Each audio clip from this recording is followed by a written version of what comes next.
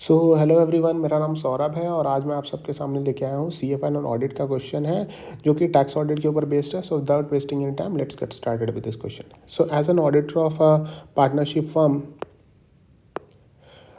under section 44 AV of income tax in 1961, how do you report on the following? So tax audit हो रहा है, तो यहाँ पे मिसेस वॉर जो है want to purchase a new machine. वो क्या करना चाहती है, नया मशीन परचेस करना चाहती हैं जो कि अवेलेबल है 45,000 रुपये का। If purchase on 45 days credit, अगर 45,000 देना पड़ेगा अगर 45 दिन के क्रेडिट पे लेती है, लेकिन अगर 40,000 रुपये देती है कैश देके तो तुरंत उसे पैसा, अगर तुरंत कैश दे रही है तो इसे ये मिल जाएगा। कैश दे रही है तो 40,000 में उसे कैश पे मिल जाएगा, 40,000 में मतलब 5,000 सस्ते में।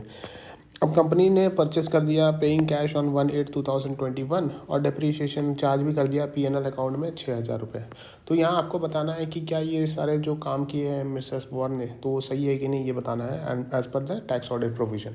तो अगर हम बात करते हैं reporting requirement under clause 18 of form 3CD, clause 18 of form 3CD reporting requirement के बारे में पूछता है कि क्लॉज 18। सो सेक्शन 43 सबसेक्शन 1 जो इनकम टैक्स एक्ट 1961 का बोलता है कि the expression actual cost means the actual cost of asset of the SSC as reduced by the portion of cost there of if any has been met directly और indirectly by any other person और authority. मतलब क्या हो रहा है यहाँ पे actual cost मतलब क्या होता है, actual cost means actual cost मतलब होता है actual cost of the asset of the SSC, लेकिन उसमें से माइनस हो जाता है वो पोर्शन ऑफ द कॉस्ट जो कौन बेयर कर रहा है, जिसका कॉस्ट जो हो रहा है, पैसा कौन बेयर कर रहा है, इज मेड डायरेक्टली और indirectly by any other person या फिर अथॉरिटी, चाहे दूसरा पर्सन वो बेट कर रहा है, अगर कोई दूसरा वो अथॉरिटी या फिर पर्सन मेट कर रहा है उसका वो एक्चुअल पोर्शन मतलब जो पोर्शन ऑफ द कॉस्ट है तो वो माइनस हो जाता है वो कॉस्ट में से। हाउएवर वेयर द SSC इनकर any expenditure for acquisition of asset or part thereof in respect of which payment or aggregate payment made to the person in day otherwise done by account में check। तो यहाँ पे ये बोला जा रहा है, इनकम टैक्स का प्रोविजन लग रहा है कि कोई भी SSC इनकर करता है कोई भी एक्सपेंडिचर कि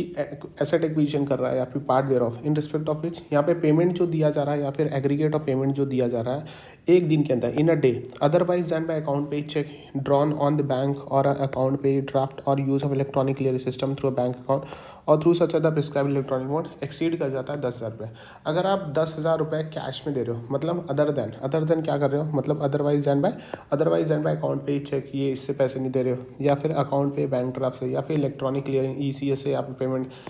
बैंक अकाउंट के थ्रू यहाँ पे आप पेमेंट नहीं कर रहे हो, जो कि पेमेंट 10,000 या उससे ज़्यादा है इन अ डे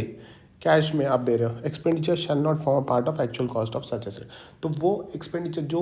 आप पेमेंट कर रहे हो 10,000 से ऊपर वो कॉस्ट और पार्ट ऑफ कॉस्ट नहीं बनेगा, कॉस्ट का पार्ट नहीं बनेगा ऑफ दैट एसेट। तो इन द गिवन केस में क्या हो रहा है, मिसेस वॉर परचेस करता है new machine by paying a cash amounting to ₹40,000 and charge करता है डिप्रीशिएशन 6,000 रुपये to the profit and loss account on the same. Accordingly section 43(1) बोलता है कि 40,000 जो कैश में पे किया वो तो फॉर्म ही नहीं करेगा कॉस्ट का, वो कैश का फॉर्म पार्ट ऑफ कॉस्ट ही नहीं बनेगा वो एसेट का, तो एसेट का अगर वो पार्ट ही नहीं बना तो डिप्रीशिएशन कैसे लगाओगे, तो डिप्रीशिएशन भी यहाँ पे अलाउड नहीं होगा। सो यहाँ पे टैक्स ऑडिटर यहाँ पे is required to report on the same in accordance with clause 18। So as per clause 18 of form 3CD tax auditor is required to report the particulars of depreciation allowable as per income tax act 1961, कितना depreciation allowed है